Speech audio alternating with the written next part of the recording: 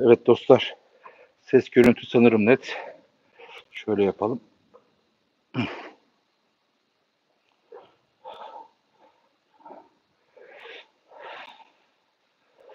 Estağfurullah. Önemli olan ses iyi olsun. Gerisi önemli değil. Tabii yayına başlarken ekran ayarını dik yapmışım olsun. Bu sefer de bu yayın dik bir yayın olsun. Yatay ayarlamayı unutmuşum.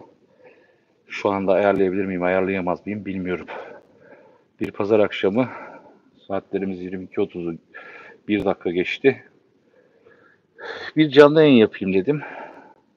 Aslında bundan sonraki dönemde her cumartesi biliyorsunuz ziyaretçilerin video saati. Pazar günleri de aslında bir canlı yayın yaparım diye düşünüyorum. İmkan verdiğince, güzel olduğunca canlı yayını yapacağız inşallah. Şu an mesajlarda sabitlediğim mesajı da okumuşsunuzdur hepiniz. Canlı yayınlarda bazen konuşurken isimleri ve gelen cevapları, soruları göremiyorum. Biliyorsunuz ben bir de hep canlı yayınlarımı dışarıda cep telefonundan, mobilden yapıyorum. Ve ekran küçük bir de herhalde yaşlandık artık. Gözler de çok iyi görmüyor. Gözlük takacağız yakında. O yüzden bazen böyle kırılgan dostlarımız, arkadaşlarımız oluyor. Onlar şimdiden lütfen haklarını helal etsinler. Bu yayını aslında yapmamdaki en büyük sebep biliyorsunuz dün akşam birçoğunuz izlediniz. E,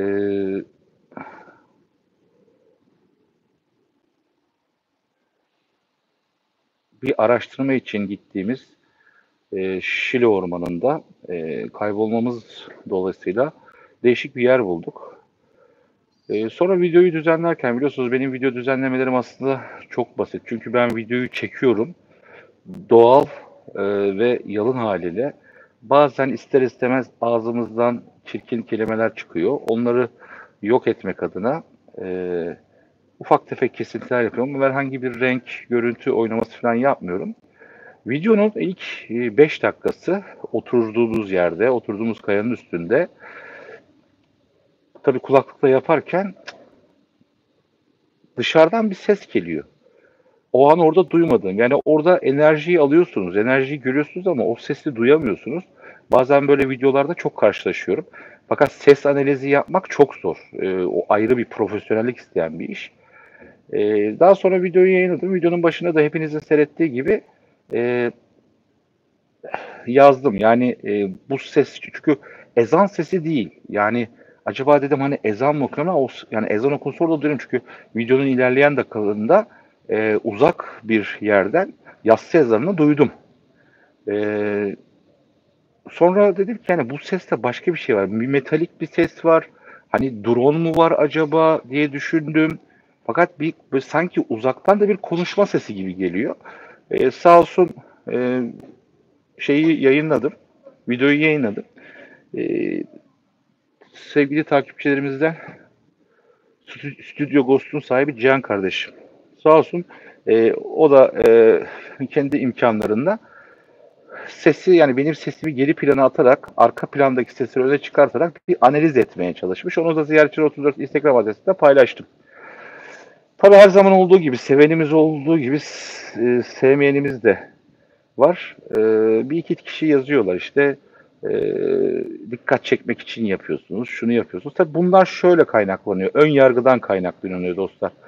Bizim hiçbir videomuzu şimdi Instagram ziyaretçi 34'ü takip eden 107 bin kişiden birçoğu aslında YouTube ziyaretçileri takip etmiyor. Bizim videolarımızı izlemiyor. Yani 4 senedir aslında ne kadar düzgün videolar yaptığımızı bilmiyorlar. Sadece yorum yapmak için yorum yapıyorlar. Bu beni çok kızdırıyor. Ön yargılı davranıyorlar. Hazımsızlık var tabii. Bunları çözüyoruz. Sevgili eşim Volga, hoş geldin. Sevgili İlker'cim hoş geldin. Ee,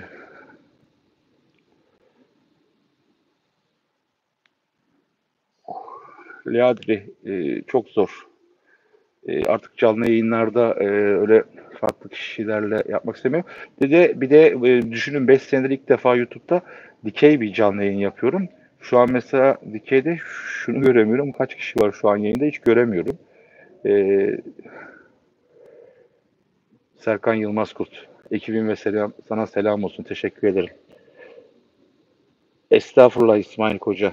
Elimizden geldiği kadar yani İsmail keşke bu yorumlarını okusalar. O bir iki kişiler ama o bir iki kişi bile insanın sinirlerini bozmaya yetiyor. Şöyle ki yazmış kadın, biz Şileliyiz, duymuyoruz, etmiyoruz. İlgi çekmek için işte böyle garip garip şeyler yapıyorsunuz. Ya biz ilgi çekmek istesek bugüne kadar kurgular yapıp neler neler yaparız. Bilmiyorum. 124 kişi Kemal'cığım teşekkür ederim. Dedim ya işte bu sefer e, canlı yayını düzenlerken bazen kafa tabii çok gelip gidiyor. E, Yatay konumunu seçmedim. Dikey başladık. Bu seferlik de dikey alalım. Bazen çünkü şey yazıyor YouTube. Dikey. Seste falan sıkıntı yok değil mi? Teşekkür ederim Ferdi. Evet evet Sibel. Bir kişi önemli değil ama maalesef sinirlerimizi bozuyorlar. Yani oradaki emeğimizle ben mesela videoyu izlerken orada tabii fark etmedim ama videoyu düzenlerken şuna fark ettim. Ya pantolonum böyle yeşil ki o pantolon şöyle söyleyeyim arkadaşlar 3 senedir o giydiğim çekimlerde gördüğünüz pantolon 3 senedir girmediği mağara, girmediği yer kalmadı. Maşallah yani buradan markasını vermeyeceğim ama ne kadar sağlanmış. Popomun üstünde kilometrelerce süründüğüm olduğu mağaralarda, sularda kullandığı öyküler teşekkür ederim. O kadar sağlanmış ki pantolon nazar değmesin. Bir gün e, o pantolonu birisine artık hediye mi edeceğim veya belki bakarsanız bir gün sevgili Ferda Yıldırım'a da buradan selam olsun. Bir programına katılmıştım. Bana Türkiye'nin Indiana Jones'u demişti. Gurur duymuştu tabii. Hoşuna gidiyor insanın böyle şeyler duymak. Belki o pantolonu da bir gün açık arttırmayla satarlar biz ölünce. Sağ ol Süleyman abi. Abi Eskişehir'de hiç eskiyemem. Evet. Teşekkür ederim Ege. Sağ ol, var ol. Şimdi e, dediğim gibi öncelikle tekrar tekrar söylüyorum. Çok tekrar edeceğim. Zaten videolarda da çok tekrar ediyorum. Şunu söyleyeyim. Yorumunuzu, sorununuzu göremediğim, ismini söyleyemediklerim lütfen haklarını helal etsinler. Şuna basacağım. Şu neymiş acaba ya? Yok. Bu resim paylaşıyorum. Yatay yayın da. Arkası niye öyle oldu şimdi? Allah Allah. Ha, arkaya başka. Tamam, bunu da öğrendim arkadaşlar. Yatayda arkaya bir resim. Bak her geçen gün bir şey öğreniyoruz. Şu an ilk defa mesela arkaya farklı bir şey koyabiliyormuşum. Onu öğrendim. Kürşat videoların arasında olumsuz eleştiri cevap verirken kendi modunu düşürüyorsun. Evet evet o şey yapıyorum. Hakikaten düşünüyorum. Indiana Jones bu kadar maya girilmemiştir. Ya tabii onlar yeşil green perdede giriyorlar. Biz gerçeğine giriyoruz. Dediğim gibi tabii dün mesela ilk yayınlandı. Sağ olsun hemen Stüdyo Ghost'un sahibi Cihan kardeşim gecenin bir yarısı atmış bana. O da meraklanmış. Çok enteresan. Mesela bazı arkadaşlarım ChatGPT'ye sormuşlar. Bir takım sanal programlar var. Onlara sormuşlar. Yapay zekalar. Ben de sordum. 3-4 tane farklı yapay zeka çok farklı şey söyledi. İşte bir tanesi mekanik ses dedi, şu dedi, bu dedi. Ama ben şunu söyleyeyim. Mesela Ege teşekkür ederim. Şunu söylemek istiyorum. Sesleri hani tabii diyorum ya ben 4-5 sene evvel elime kamerayı alıp video çekip sizlere düzgün videolar yayınlamaya başladım. Video düzenleme programını kendim öğrendim. Her geçen gün yeni bir şey öğreniyoruz. Şu anda mesela yatay canlı yayın yapmayı ilk defa yapıyorum, öğrendim. Ses analizi etmek çok zor, çok meşakkatli ve ciddi profesyonel bir iş. Biz o kadar profesyonel olamayız. Bu yayını izleyen veya ziyaretçileri takip eden dostlar olur ise bu sesi analiz ederlerse yani orijinal görüntüsünü de WhatsApp'tan ulaşırsanız gönderirim ki videodaki zaten orijinal görüntü. Mesela çok enteresan bu Cihan kardeşimizin analiz edip gönderdiği e, ses ben mesela orada oturuyorum. Azat yanımda oturuyor. Şöyle bir şey söyleyeyim dostlar. Farklı birisi bir nefes alıyor. Bir yürüme sesi var. Daha sonra bir mekanik bir ses geliyor. Arkasından böyle bir uğultu bağırışmalar geliyor. Çok garibime gitti. Böyle videolarımda çok karşılaşıyorum ama maalesef bu işte ses analiz sistemini öğrenemediğimiz için, bilmediğimiz için sesleri analiz edemiyoruz. Anladığım varlıklardan bahseder misin? Tarafsız analiz. Sokağa çıkınca insan görünümü ama insan olmadığını anladığım varlıklardan bahseder misin? Onun için farklı bir gün bir program yaparız. Onlar çok farklı. Aleykümselam İbrahim Halil. Helal olsun, teşekkür ederim. Serhat Bey bir ara WhatsApp grubumuzu... Ya WhatsApp grubunu kapatmak zorunda kaldım. Çünkü çok farklı yerlere gitti. Zaman çok alıyor. Bir ara bu aralar düşündüm. Acaba biliyorsunuz yeni maceranın ilk serisi, yeni kitabım Evin Yerin Altı Arayış. Ağustos 7'de tam bir ay olacak. İlginize çok teşekkür ediyorum. Ciddi anlamda ilgi gördü. Bu beni çok mutlu ediyor. Yavaş yavaş okuyanların mesajları çok sevindiriyor beni. Mesela geçen gün bir arkadaşımın orada çalışan bir garsonluk yapan bir arkadaşım konuşurlarken kulak misafiri oldum. Soruyor, diyor ki ya diyor toprağı çok merak ediyorum, ne oldu acaba diyor. Heh dedim, işte benim almak istediğim bu. Demek ki o duyguyu ona verebilmişim. Bu beni tabii çok mutlu ediyor. Gelen mesajlardan, yorumlardan da ikinciyi sabırsızlıkla bekliyoruz diyenler. Bunlar beni çok mutlu ediyor. İkinci de hazır bitti. Ama onu sanırım Eylül gibi satışa sunacağım. E, Abi toprak sen misin? İlker, toprak ben miyim? Onu e, bir gün anlarız ya. Bir okuyalım. Okumuşsundur inşallah İlker. Aldım, bayağı oldu. Bir haftada bitirmen lazım. Çünkü ilk kitap 120 sayfa, e, çabuk biter yani. 1,5 saatte okunur. Biraz biyografi tadında. Maceranın başlangıcı, biraz kahramanları tanımak lazım. Bu arada bir iki kişiye bak, bu bir iki kişiye ben çok takıyorum. Takıntılı şey oldum. Geçen canlı yayında adam şey yazmış. Artık seni sevmiyorum, seni izlemeyeceğim. Video atmıyorsun. Bir de canlı yayını izledim. Canlı yayında kitabının reklamını yapıyorsun. Ya arkadaş bırak da yapalım yani reklamımızı. Bizim milyon dolarlarımız yok ki bütün yolları asalım. İşte bu canlı yayınlarda, sosyal medyada kitabımızın reklamını yapacağız. Kitaptan bugün kim para kazanmış? Bizim amacımız kitaptan para kazanmak değil ki. Herkesin okuyup kendi hayatından bir şey bulacağı bir mistik bir roman. Evet.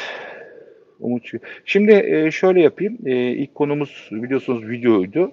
Videodaki o garip sesler hakkında izleyenler veya Ziyaretçi 34 Instagram adresindeki sesin analiz edilmiş kısmını izleyenlerden bir iki yorum veya bir iki soru varsa alayım arkadaşlar. Okumaya çalışayım. Tarafsız analiz yok, kapanmadı. Devam ediyor da açık kolluyoruz. Aleykümselam Bilal. Abi cevap verir misin? Koruma duası etmezsen gözükebilirler. Etmesen gözükebilirler mi? Koruma duası etsen de gözükürler. Onur, o senin kalbinle alakalı bir şey. Selam Zehra, teşekkür ederim. Abi Şile'de bir video daha gelir mi? İlkan gelecek. Yani bölge çok enteresan. Ben korkunç kaybolmama rağmen korkunç bir zevk aldım. Sağ olsun az takıl etti. Orada telefon çekmemesine rağmen attı. Konumu almış. Daha sonra o bölgeye gideceğiz. Gündüz gideceğiz. Zaten gittiğimizde 5'ti. Ne zaman 11 oldu bilmiyorum. Tabii arabaya gitmemiz falan bayağı uzun oldu. Abi önce frekans karışması sanırım ama tel çekmiyor dedim. Muhtemelen yani İlker çok enteresan. Frekanstan ziyade birisi nefes alıyor. Nefes veriyor ve yürüme sesi var. Zaten videoda şunu biliyorum. Yani iki ayaklı birisi yürüyordu. Kesin yürüyordu. İbrahim hocam, sizi Türker Akıncı abimden yazışıyor olsun. Haber izlediğimde teşekkür ederim İbrahim. Buradan da Türker kardeşime selam olsun. Orhan Yazıcı, Rabbim yar yardım, teşekkür ederim. Kürşat çok farklı. Kürşat gözükür gözükmez. Ege çok teşekkür ederim. Ege bu akşam hızlı başladın, şov yaptın, kesene bereket. E, Sanırım Ege ilk defa yani yeni mi geldiğiniz ziyaretçi ailesi demiyorum. Şöyle bir önerim var. Mutlaka uygulama koyun. Derin tespit edip videonun çektiğiniz yerleri düzenleyip atıyorum ayda bir olur tartışına beraber geziye gidelim. Hem de güzel. İsmail, yani gittiğimiz yerler böyle turistik, hakikaten gezi yapılacak yerler değil. Çok zor yerler.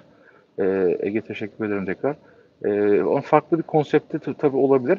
Ha, bu arada WhatsApp grubuyla ilgili yarım kaldı. Videolarda da bana çok kızıyorlardı. Abi bir şey söyleyeceksin.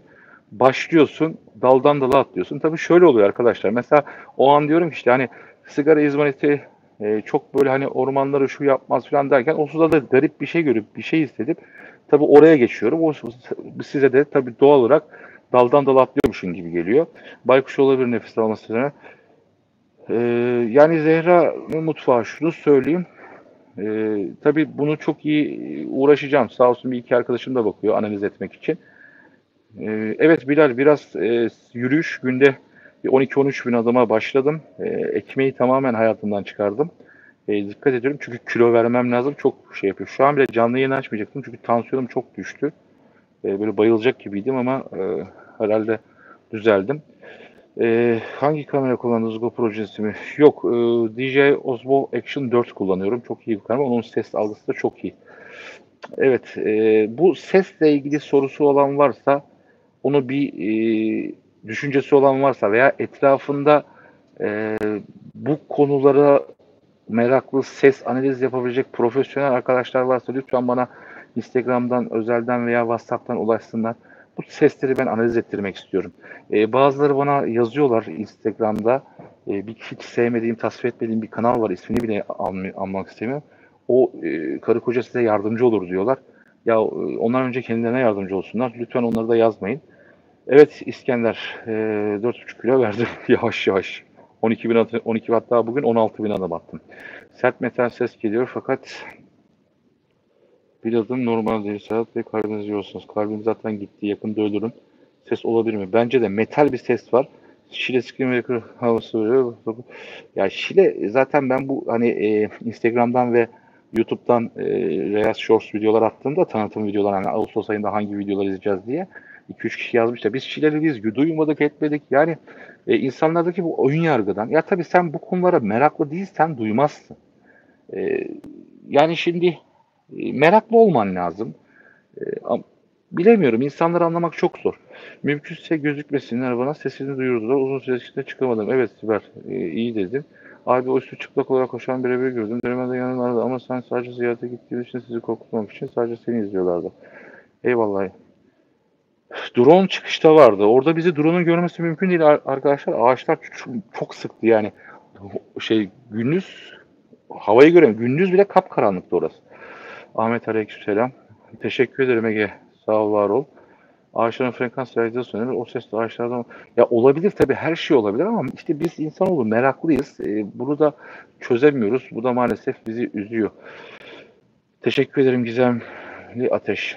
Fatih Durmaz. Mekanik ses ve uğultu anlatılan alıkonma ve temas anlatılan bir uyumlu. Evet çok değişik geldi. Dediğim gibi etrafınızda bu ses analiz işleri yapan birileri varsa profesyoneller sevinirim. İyi akşamlar takip edin. İlgili önce Safiye Kıtlar çok teşekkür ederim.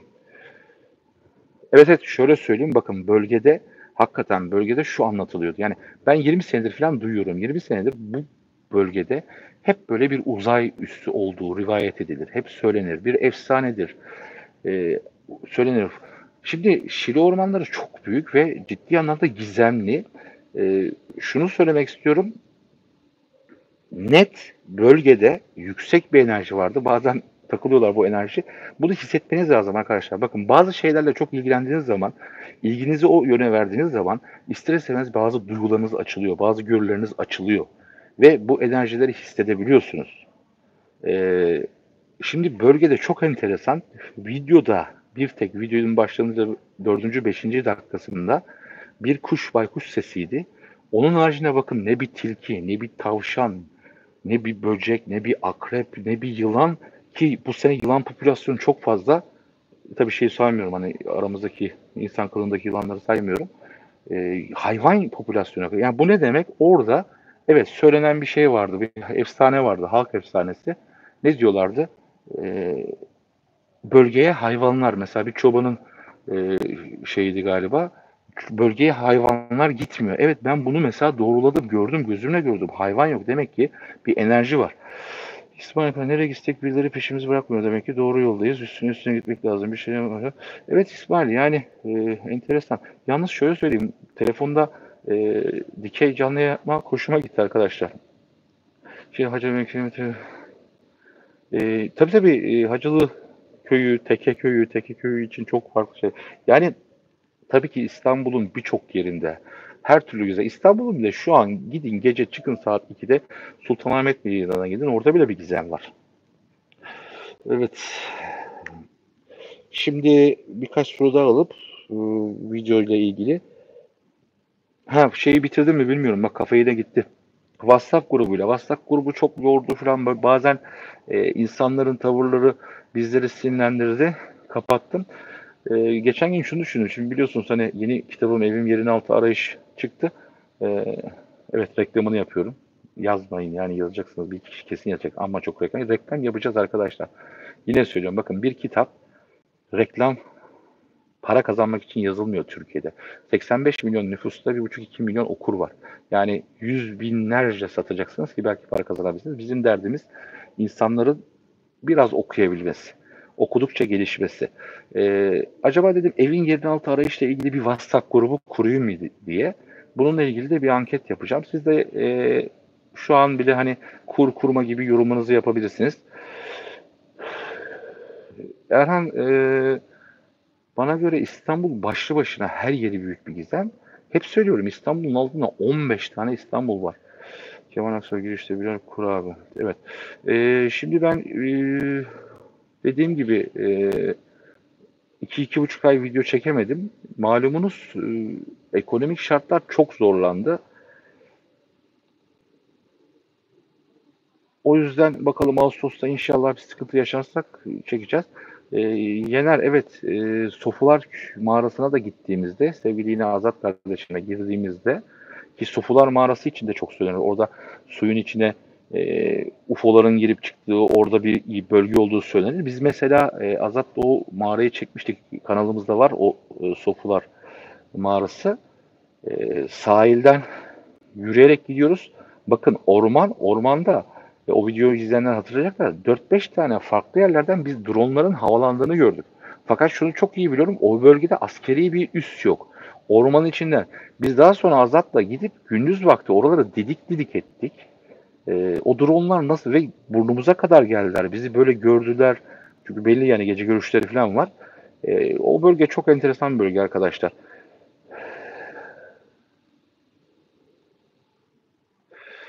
Ee, iyi akşamlar Alev Biriz. Arzu hoş geldin. Farklı üs nedeniyle drone olabilir. Yani çıkışta zaten bir drone vardı. Instagram hesabı paylaşırsa orada takip edip izleyebilirsin. Tarafsız analiz Instagram. Yani Yunus Reis'e söylemiş. Evet. Şimdi dostlar, bir de gelelim, bu videoda da mesela bahsetmiştim. Ben videoyu zaten izledim. Bir türlü sonunu getirememişim. Evet, şimdi maalesef ki her yaz yaşadığımız gibi Türkiye'nin şimdi tabii benim görüşüm çok farklı. Türkiye'de her yaz başlarında veya böyle Temmuz ortalarında orman yangınları çoğalır. Tabii ki arabalardan veya piknik alanlarına gittiğimiz yerlerde bıraktığımız cam şişeler, kırılan şişeler. Çünkü biz insanoğlu Rabbimin yarattığı en tehlikeli varlığız. Yani gittiğimiz yeri pisletmeden rahat edemiyoruz. Mesela çok enteresan, dün izlediğiniz o videodaki o bölgede ben belli ki insanoğlu oraya gitmemiş. Hakikaten çok, o kadar temizdi ki ben şaşırdım. Yani definecilerin bile e, gitmemesi beni çok ilgimi çekti. Yani hakikaten demek ki doğru, rivayetler, efsaneler doğru ki o bölgeden uzak duruluyor. Tabii ki camlardan sigara izmaritlerimizi atıyoruz. Dünkü videoda şunu söylemek istedim. Evet, bir sigara izmaritinin ben böyle bu kadar çok büyük yangınlar çıkartacağını zannetmiyorum. Ha, bunu nasıl zannetmiyorum? Mesela gittiğim ormanlık bölgelerde test amaçlı sigara izmaritini böyle çam yapraklarının içine atarım, beklerim, rüzgar yaparım. O sigara izmariti söner. Ben bu orman yangınlarının tamamen farklı güçlerin e, çıkarttıklarını düşünüyorum. Çünkü amaçları çok farklı. Bakın, Türkiye'miz, vatanımız o kadar değerli ki bunu çok iyi biliyorlar ve yüzyıllardır biliyorsunuz bu vatanı alabilmek için her türlü oyunlar yaptılar. Şimdi ben iki farklı şey düşünüyorum bu orman yangınları hakkında. Benim kendi düşüncem tabii bu. Birincisi, yakılan bölgelere baktığınız zaman, tarihini okuduğunuz zaman, araştırdığınız zaman altlarında ciddi anlamda belli bir uygarlıkların bıraktığı kalıntılar ve belli bir madenler olduğunu görebiliyorsunuz. Ve bunları ulaşabilmenin tek yolu o. Çünkü doğa her şeyi gizler, kapatır. Onu yok etmeleri. İkincisi de, ikinci düşüncem de bu insanoğlunu yok etmeye çalışan belli bir takım güçler var biliyorsunuz. Adem onu sevmeyen, şeytanın sevmediği gibi şeytanla anlaşıp ortak işbirliği yapıp e, insanların yaşam kaynağını yok etmenin en kolay yolu ormanlarını yok etmektir. Bir ormanı yok ettiğiniz zaman oksijenini yok edersiniz, suyunu yok edersiniz, toprak kaymaları olur. Yani bir ülkeye, bir millete verilebilecek en büyük ceza ormandır. Mesela geçen gün bir yazı okudum. Çin. çölleri ormanlaştırıyor. Biz maalesef bu orman konusunda tabii ki bakıyorum, yani Orman Bakanlığı'nda çalışan arkadaşlarım var. Personel canla başla uğraşıyor. Biliyorsunuz şehitlerimiz oluyor. Bu arada da geçen gün Instagram'dan birisi yazmış, abi bu şehitlerin olduğu bu dönemde Instagram'dan atmasam mı? Yani tabii ki şehitlerimizi çok üzülüyoruz. Belli bir takım şeylere çok üzülüyoruz ama ben de ona şunu söyledim. Sen yıkanmayı, yemek içmeyi, işe gitmeyi bıraktın mı? Yani insanlar hep kendi istedikleri olsun istiyorlar. Bu da şey yapıyor. Neyse, yine konudan konuya atladık. Yani bu iki sebepten dolayı ben orman yangınları çıktı. Çünkü Türkiye bir ülkeyi yok etmenin en güzel örneği yaşamsal yerlerini yok etmektir. Bir ormanı yok ettiğiniz zaman Rabbim onları affetsin. Sırf ağacı yok etmiyorlar. O ağaçlarda yaşayan kuşlar, tilkiler, tavşanlar, fareler, yılanlar, böcekler ekolojik dengeyi bozuyorlar arkadaşlar.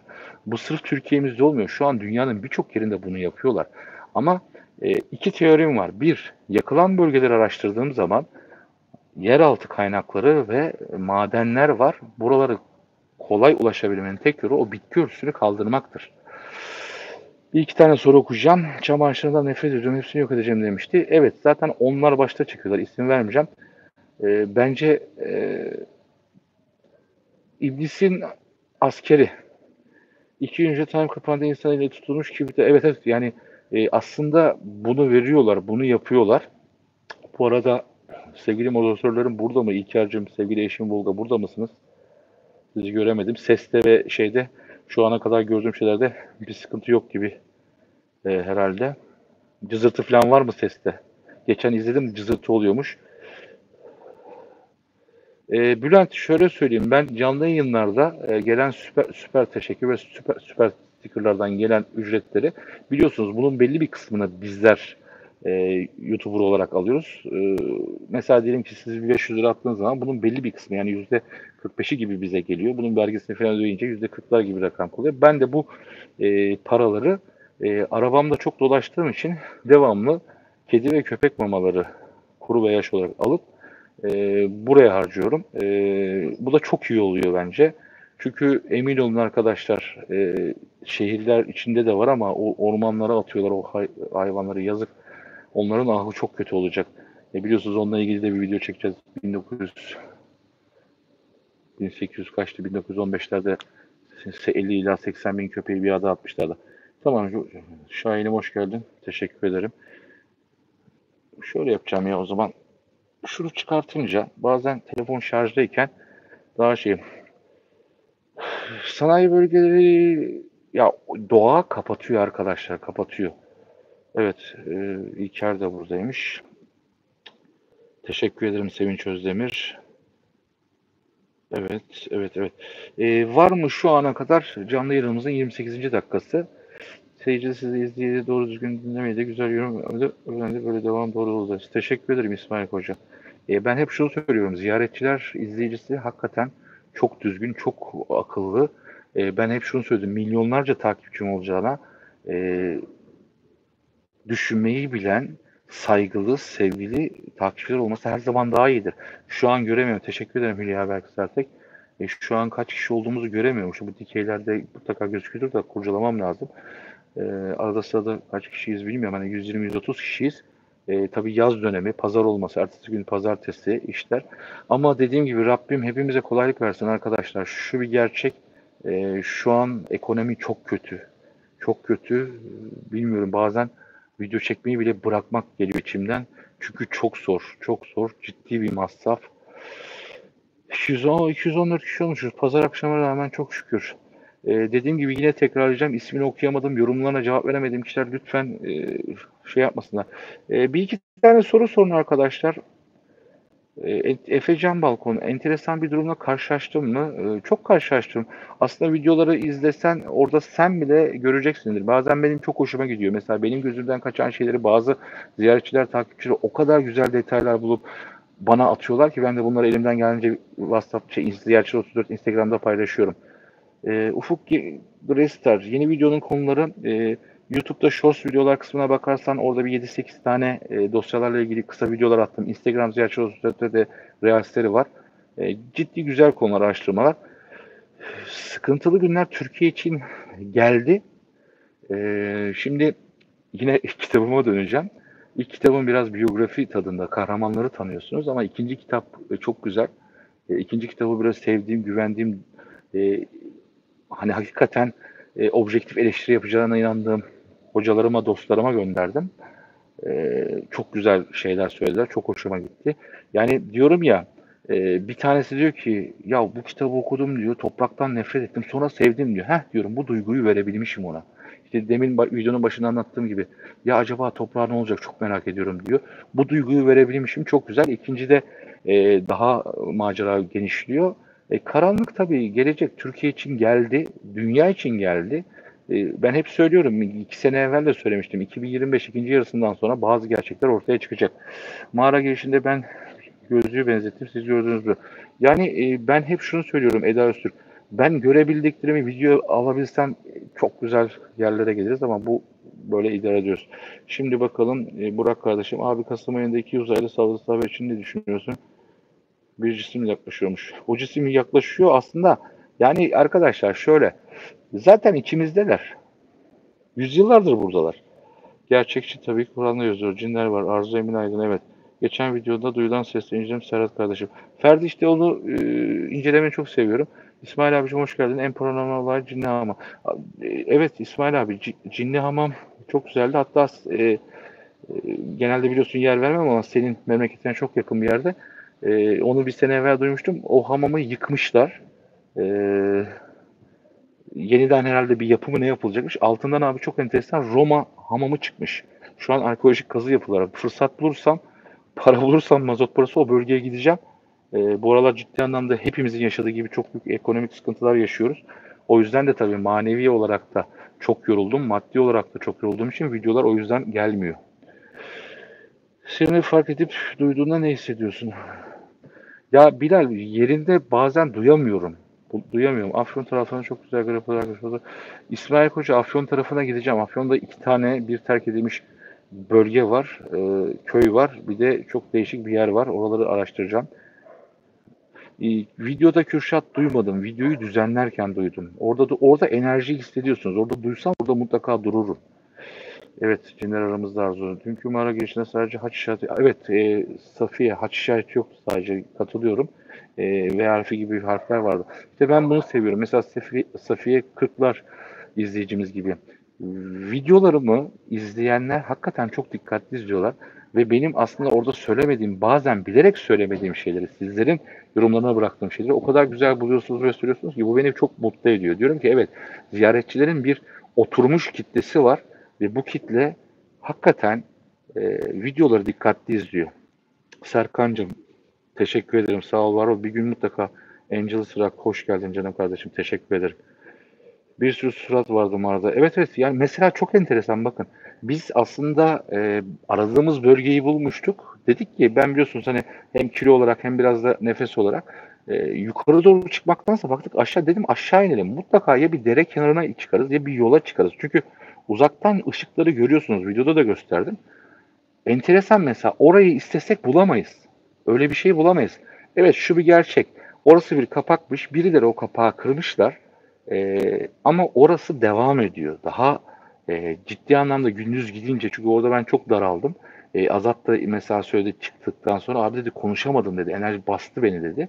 Biz oraya tekrar gidin araştırdık. Orada mutlaka o yapının devamı vardır. Yine Bilal, teşekkür ederim. BJK Nehir. Bilal, gündüz gitmenin farkında geçti. Ama ya şimdi şöyle aslında, BJK Nehir Mehmet, hoş geldin, teşekkür ederim. E, Yorumlar çok hızlı geçiyor. Bilal, şöyle gece gitmeyi daha çok seviyorum çünkü gece e, birçok farklı enerjinin daha çok ortaya çıktığını biliyorum. E, O adrenalini yaşayıp gece daha rahat o adrenalini size yaşattığını düşünüyorum. Yani ben şunu istiyorum aslında. Ben oraları ilk defa görüyorum ya. Ben mesela bunu birçok videoda söyledim. Ben videoya gitmeden evvel önce böyle bir e, üstünkörü bir keşif yapıyorum. İçerilere girmiyorum. O adrenalini, o anı, ben ilk defa gördüğüm şeyleri sizlere paylaşayım. O heyecanımı siz de görün. Siz de yaşayın istiyorum. Yunus Sapan kardeşim, hoş geldin. Aleykümselam. Sen de benim gibi yalnız kaldın Yunus. Biz erkeklerin kaderidir bu yalnız kalmak. Almanya'ya selam olsun.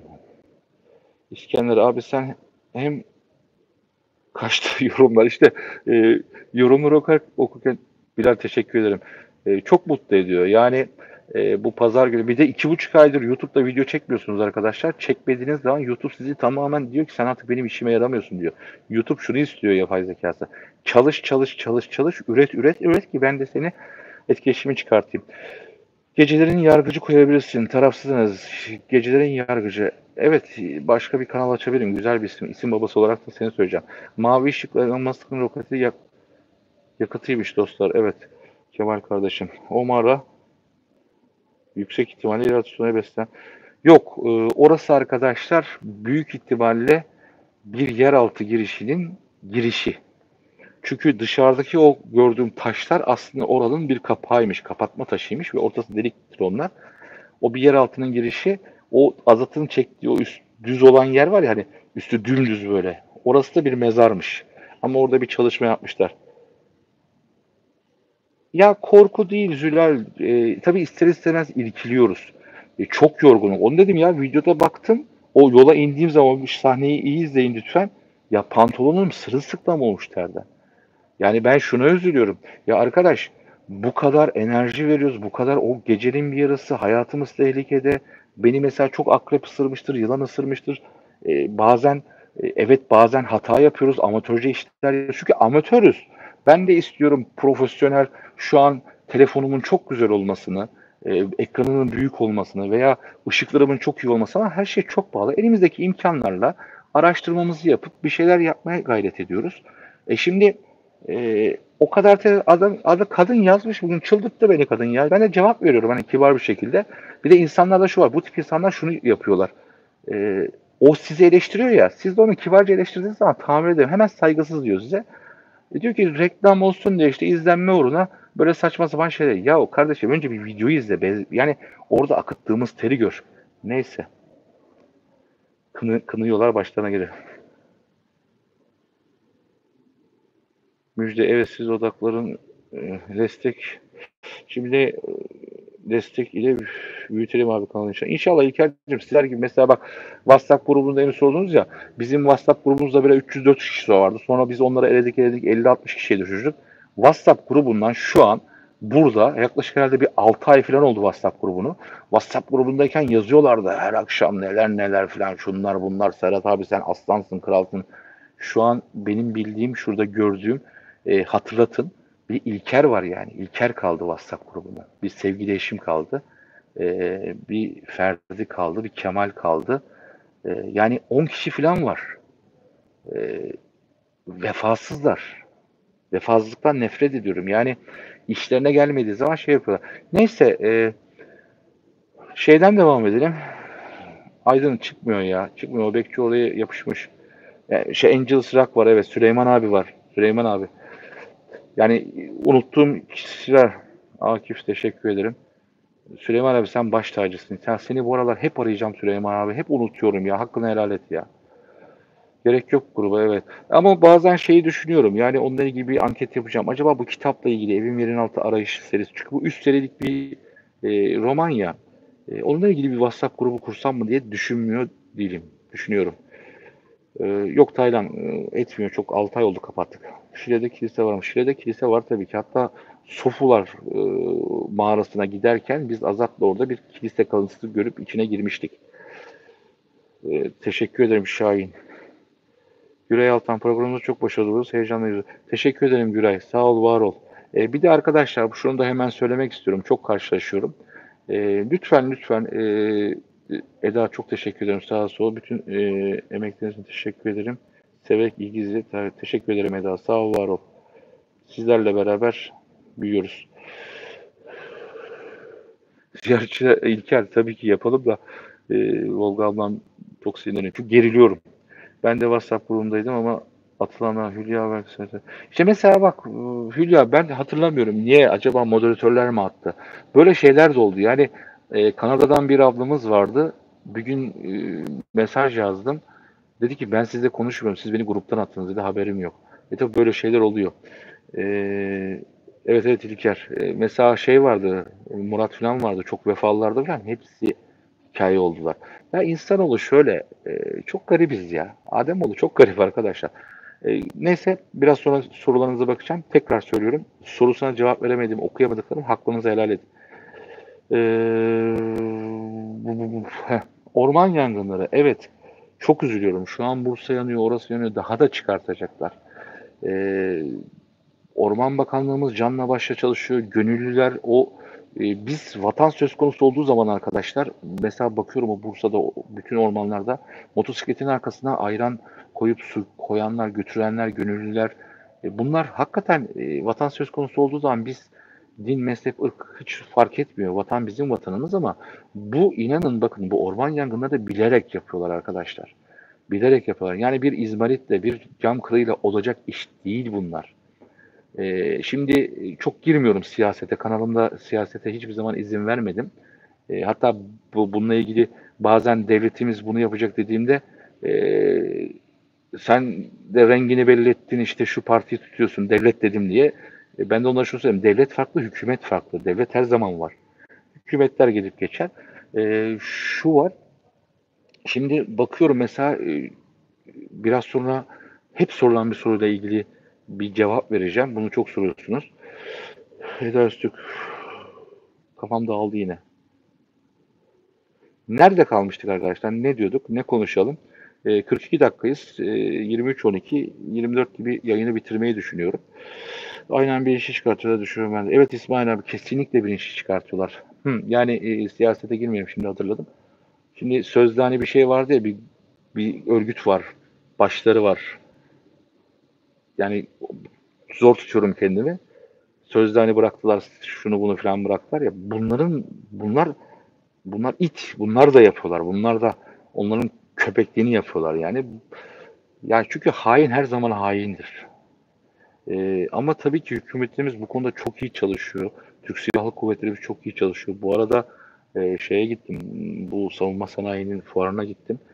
Yani muhteşem şeyler yapılmış. Muhteşem silahlar, muhteşem uçaklar. Artık Türkiye Cumhuriyeti biliyorsunuz bugüne kadar hep yazılımları, motorları yurt dışından alındı. Şu an yurt dışına silah, İHA'lar, SİHA'lar, uçaklar, gemiler, bombalar ve füzeler yapabilir duruma geldi. Bununla ilgili teorimi de biraz sonra anlatacağım. Bakalım İlker yatması sabah 4'te kalkacağım müsaaden varsa. İlker bir yarım saat daha dur ondan sonra yatarsın. Tabii tabii yani şimdi şöyle açıklama yapmazlar çünkü halk durmaz. Serkan nereye tünele giriyorsun? Şu tünellere beni de götür kardeşim. Ama uçak alamıyor. İhtimal çünkü uçakları artık kendimiz yapıyoruz Onurcuğum. İhtimal ya evet orada bir eksiklik var evet doğru söylüyorsun. Yani onu da düzeltirler diye düşünüyorum yani bu kadar tepkiye. Dediğin gibi bir iki tane şeylerini satsalar bir 8-9 tane yangın söndürme uçağı alırlar diye düşünüyorum. Sözün kısası sizin sağlık üretimi kazanç lazım gezi turu için.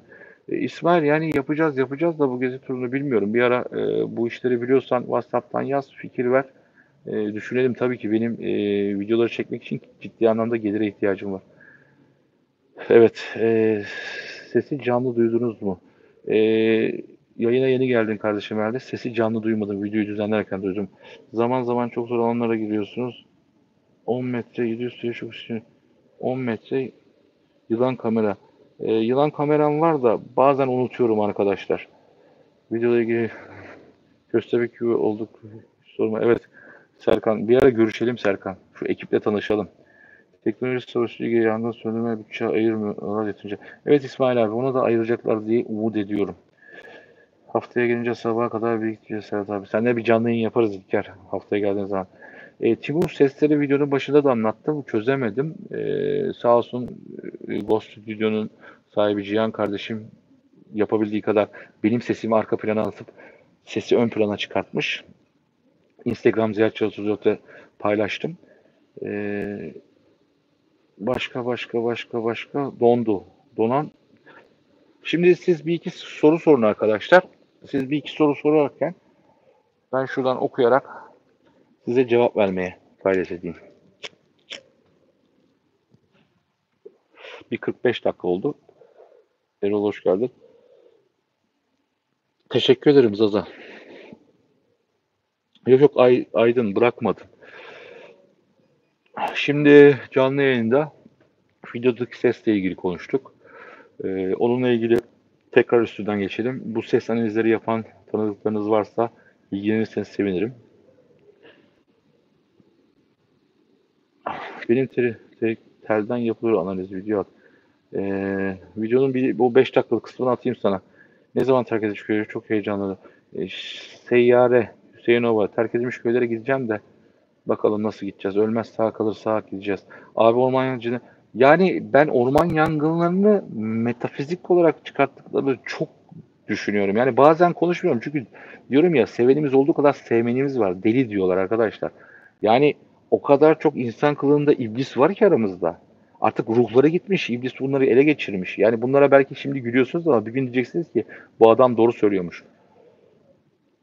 Evet, doğru söylüyorsun Mert. Var da biraz yetersiz gibi. Ama daha da iyi olacak. Ben şöyle söyleyeyim, bakın arkadaşlar, şu an tabii birçoğunuz gidemiyorsunuz bu fuara, savunma sanayinin fuarına, halka açmadılar sanırım. Arkadaşlar, ben bir Türkiye Cumhuriyeti vatandaşı olarak, 53 yaşında bir vatandaş olarak gurur duydum, gözyaşlarımı tutamadım. Biz askerde G3 piyade tüfekleri kullanırdık. Bir atardı, iki atmazdı. Şu an savunma sanayi, bakın, yazılımından her şeyine biz artık yapıyoruz. Bununla ilgili düşüncemi de biraz sonra söyleyeceğim. Hepinizin çok sorduğu sorunun aslında cevabını vereceğim. Ben bir Türk olarak gurur duydum. Ben olaya şöyle bakmıyorum. İşte Bayraktar'mış, şuymuş, Aselsan'mış, Roketsan'mış değil. Bunlar Türkiye Cumhuriyeti'nin vatandaşları, Türkiye Cumhuriyeti'nin mühendisleri, Türkiye Cumhuriyeti'nin çocukları. Bunlar yapıyorlar bugün. Dünyaya uçak da satıyoruz. İHA SİHA da şunu da satıyoruz. Hepsini satıyoruz. Bundan evvel e, farklıydı. Yani benim düşüncem bu. Ben bu olaya hani A parti, B parti, C parti diye bakmıyorum. Yani ben gurur duydum. Gitmeye korktuğum yer taraflarınız. Onun cevabını vereyim. Şimdi mesela biliyorsunuz benim bir ciddi değirmen serim vardı ve ciddi anlamda sıkıntı yaşadığım yerdi. Bu sıkıntı yaşadığım yeri e, şöyle çok bedeller ödedim orayla ilgili. Ve bu videoları bizim katıl butonumuz var biliyorsunuz. Bu arada katıl butonumuzdan katılmanız bizler için çok iyi oluyor. Orada ücretli olarak yaptım. 2-3 kişi aman Allah'ım sen ne paracı oldun, şu oldun, bu oldun. Ya bırak da biz de biz buradan milyonlar kazanmıyoruz ki kardeşim. Yani şu an hesap ortada. Benim video çekerken harcadığım paralarla orada senin 150 lira, 200 lira verip filmi ya bir sinemaya gidiyorsun 150-200 lira veriyorsun. Ne olacak yani? Cini değirmeninde bu hep açıktı. Orada seyret yani ne var? Hep istiyoruz ki bir şeyler olsun. Ya biz de can taşıyoruz. Bizim de sorumluluklarımız var. Abi kimseye senin için fikrindeyim. Ya ben onları Mehmet bir şey diyemiyorum. Ben hala izliyorum. Ya hala onlara gelen yorumlara hayretler içerisinde kalıyorum. Allah'ım evet maalesef işte bak diyorum ya kitap yazdım. Kitap yazarken de şunu araştırdım. Türkiye'de kitap okur sayısı kaç acaba dedim. Korkunç 1,5-2 milyon. 85-90 milyon nüfusta. O tarz hani sözde paranormal video çeken, sözde ruhlarla konuşan, sözde her videosunda aynı isimlerini koyarak bilmem ne cinini gördük, cin daveti yaptık. Kendilerine hoca diyenlerin videolarını izleyip onların altına da Allah sizleri korumuş yazan kişilere diyorum ki Allah'ım ne olursun sen bunlara hidayet ver, ne olursun akıl fikir ver diyorum. O yüzden onlar benim sinirimi çok bozuyor ama uğraşmayacağım. Şimdi bakalım. Güzel hastane vardı.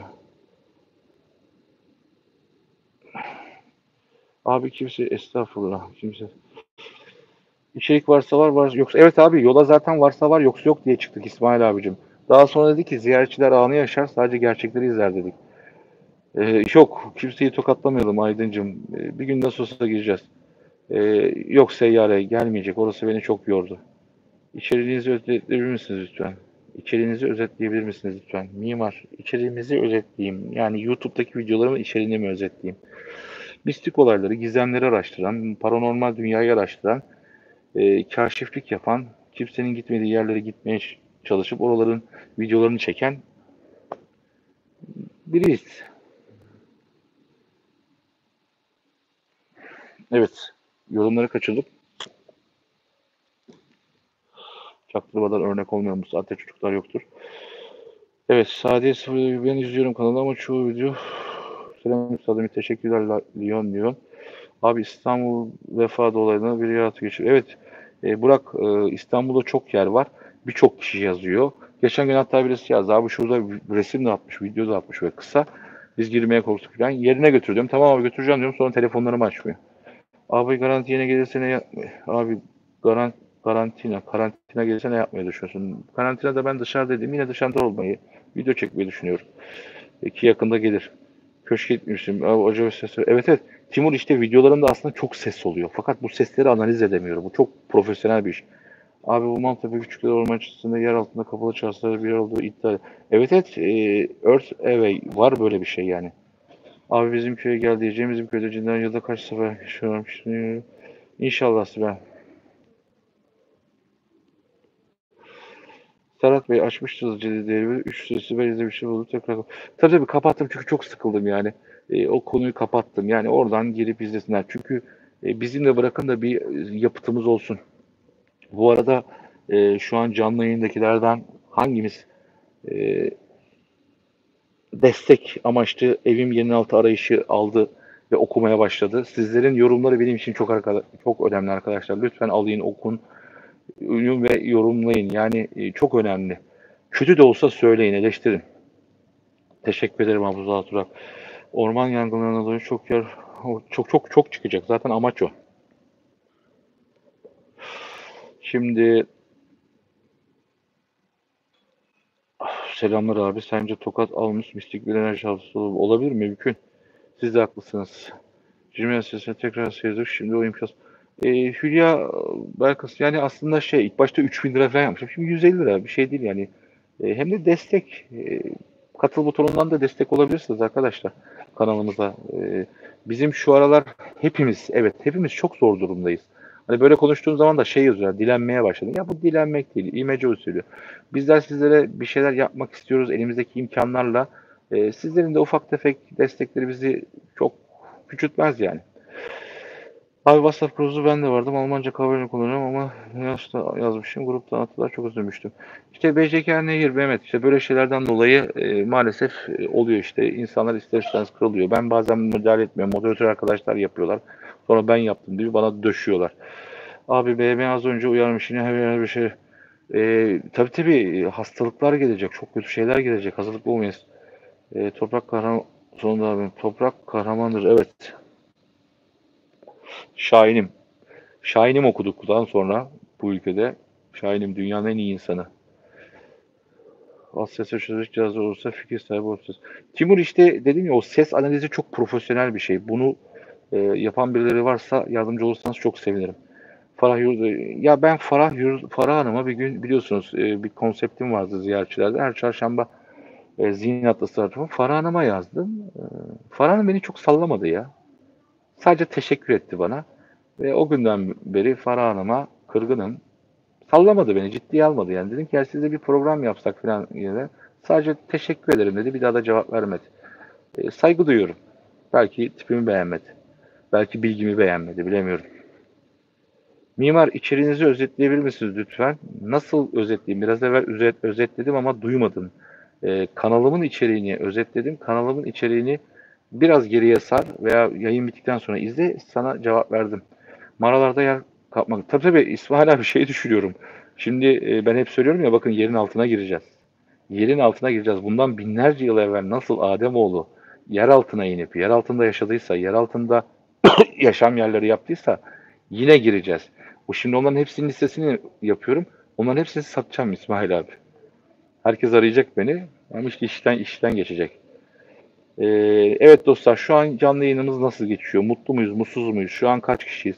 Yatayda ben niye göremiyorum? Acaba şu ışıktan dolayı mı göremiyorum? Yo ben çözdüm arkadaşlar. Çok özür dilerim. Ben görebiliyormuşum ama şu heh, şu arkadaki kırmızı ışık var ya. Kırmızı kırmızı ışıktan dolayı göremiyormuşum. 206 kişiymiş çok şükür. İsmail abi senin yerin hazır. Kral Dairesi. Bir yer var abi. Şöyle söyleyeyim. 100 kişiyi Çok rahat yaşayabiliriz. Evet. Abi yarın doğum günün. Eli Oruçov. Şimdiden yeni yaşın huzurlu, sağlıklı ve mutlu olsun canım kardeşim. Abi olası nükleer saldırılar. Tabii tabii, yani bakın, bir şekilde hep söylüyorum ya, Ademoğlu yer altına girdi. Yer altında yaşadı. Bazı yerler var, bunu bahsettim, derin kuyu. Dışarıdaki oksijenden daha temiz oksijen var. Gireceğiz. Seçeceğiz İsmail abi. 200 sene önce bir videoda çıplak kaçan biri vardı. Evet. Güzel bir videoydu o. Şahmeran hikayesi bence gerçek. Ama çok, evet evet, çok var. Yani şimdi tabii savaşlardan dolayı Almanya'da, özellikle Hitler zamanında çok oldu.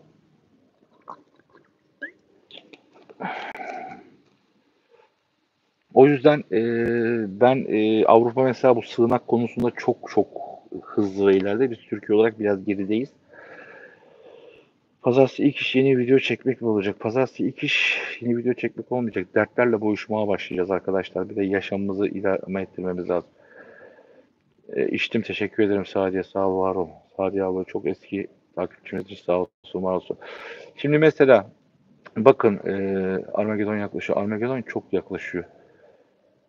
Teşekkür ederim Aydın Karan. Şimdi yavaş yavaş canlı yayınımızın sonuna gelelim. Cumartesi akşamki videomuzdaki seslerle ilgili fikirlerimizi söyledik. Şimdi birçoğunuz mesela şunu bana çok sordunuz. Abi işte Tarsus kası, Tarsus kası, Tarsus kası. Tarsus kasında ne olabilir, ne olabilir, ne olabilir? Ben mesela hep şunu düşünüyorum arkadaşlar. Ben her videomda, her ziyaretçiler canlı yayında ne diyorum? Arkadaşlar bakın, bilgi toprak altında. Hala bilmediğimiz o kadar çok şey var ki. 1800'lü yıllarda biliyorsunuz Almanlar e, İstanbul, Ankara ray hattını yapmak için o dönemin padişahına diyorlar ki biz bu rayları yapalım ama 200 metrekaredeki madenleri biz işletelim diye. O dönemki padişah da kabul ediyor. Almanlar maden işçisi adı altında birçok arkeolog gönderiyorlar ve o madenlerden çıkarttıkları çivi yazıları, eski tabletleri ülkelerine götürüp onlardaki bilgilerle Almanya teknolojisini korkunç geliştiriyorlar. Yani yerin altındaki bilgilerle. Biliyorsunuz o kara maden, kara güneş şövalyeleri. Sonra işte biliyorsunuz Hitler bu bilgileri kullanıyor filan. Ben mesela şöyle düşünüyorum. Bakın, şimdi biraz evvel bahsettim ya, savunma sanayi. Bugün işte roket yapıyoruz. Bugün uçaklar, denizaltılar yapıyoruz. Bugün işte bugüne kadar hep yazılımını bile yurt dışından aldığımız, onlara gebe kaldığımız ülkelerde artık yazılımlarını kendimiz yapıyoruz. Türkiye şu son 8-10 yılda ciddi anlamda, Erhan abi hoş geldin, ciddi anlamda teknolojik alanda çok gelişti. Şunu düşündüm, hep herkes merak etti ya, Tarsus'ta ne oldu, Tarsus'ta ne oldu? Tarsus aslında bir definecilerin olayıyla başladı. Tarsus aslında, bu Tarsus konusunda çok detaylı anlatacağız ama şunu söyleyeyim arkadaşlar, ben yaptığım analizde düşününce, tabii bunlar benim fikrim, katılırsınız katılmazsınız, saygı duyuyorum. Orada bulunan bilgiler, işte bugün e, Instagram'da paylaşacağım bu görüntüleri. Uçaklarımız, roketlerimiz, silahlarımızın, teknolojimizin gelişmesine sebep oldu. Yani bunu aslında akıllı kullandık. Yani 1800 yıllarda Almanların veya başkalarının yaptığı, ülkemize gelip toprağın altından aldıkları bilgileri değerlendirdikleri ve teknolojiyi ilettiğini, biz bunu başardık. Ben hep söylüyorum, bilgi toprağın altında arkadaşlar. İşte bugün orman yangınları da birçok yer o sebepten dolayı. Çünkü doğa onları gizliyor. Ortaya çıkarmaları için ve işlerini kolaylaştırmak için yakmaları lazım. O madenleri, o bilgileri almaları için. Yani birçoğunuz bunu şey diyorsunuz işte, Bodrum yanıyor, şurası yanıyor, burası yanıyor, işte rant yapılacak, villalar yapılacak. Yani onda bir tanesi belki. Genelde yangınların sebebi. Teşekkür ederim Hülya Berk Sertek, hoş geldin katıl ailemizde. Bir, yangınlarımızın sebebi ekolojik dengeyi bozmak. O yangınlarda o ağaçlar yanmıyor, garipler yanıyor, canlar gidiyor. Kuşlar, böcekler ekolojik dengeyi bozuyorlar. Buradaki amaç ne? Ademoğlunu yok etmek. İki, yer altında bilgilere ulaşabilmek için o doğa örtüsünü yok etmek.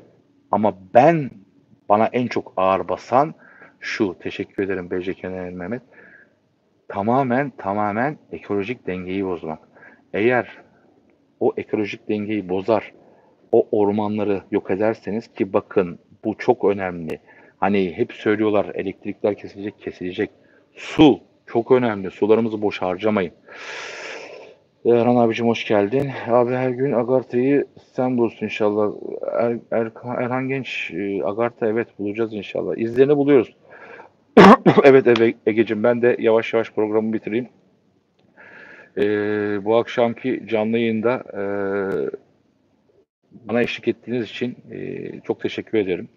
Dilim döndüğünce ilk video, cumartesi günü seyrettiğiniz videodaki seslerle ilgili bir şeyler anlatmaya gayret ettim. Yine söylüyorum, bu ses analizi yapan dostlarınız varsa bunu araştırın. Çünkü videolarımda çok karşılaşıyor bu tip şeylerle. E, Canlı yayında destek olan dostlara çok çok teşekkür ediyorum. Ziyaretçiler tam gaz ama asla, şunu da söyleyeyim, asla artık herkesi yanıma almayacağım. Çünkü her aldığım ihanet ediyor. Belli sistemde güzel, daha iyi araştırma videoları da, daha iyi keşif videolarıyla karşınızda olacağız. Rabbim güç verdiği sürece. İlk defa dikey bir canlı yayın yaptım. Hoşuma gitti. Güzelmiş de. Yarın pazar. O yüzden fazla uzun tutmayacağım. Gidecek arkadaşlarımız var. Dikkatli olalım, birlik olalım. A parti, B parti, C parti diye düşünmeyelim. Şu an savunma sanayi teknolojimiz çok güzel, çok mutlu olduğum bir Türk evladı olarak. O mühendis kardeşlerimi, mühendis abilerimi hepsini tebrik ediyorum. Çok memnun oldum toprağın altındaki bilgiyi düzgün kullandığımız için. Sevgili moderatörlerden sevgili eşim Volga'ya, İlker kardeşime, Erhan Metin abime çok teşekkür ederim. Elimden geldiği kadar Ziyaretçiler 34 Instagram adresinden, WhatsApp'tan yazdığınız mesajlara cevap vermeye gayret ediyorum. Hepiniz Allah'a emanet olun diyorum. Allah'ın selamı üzerinize olsun. Ee, Evim Yerin Altı Arayış kitabını alın, mutlaka okuyun arkadaşlar. Bakın hayatınızdan birçok şey bulacaksınız. Birçok şifreler bulacaksınız. İlkini okuyun. Evim Yerin Altı Arayış kitapyurdu.com'dan ulaşabilirsiniz. Ee, Dediğim gibi ikinci de, yani birinciyi okudunuz da ikinciyi zaten merakla bekleyeceksiniz. Hepinize ve okuyanlardan son bir şey, okuyanlar lütfen eleştirilerini, duygularını yazsınlar, onu verebilir miyiz? Hepinizi sevgi ve saygıyla selamlıyorum. Allah'ın selamı üzerinize olsun dostlar.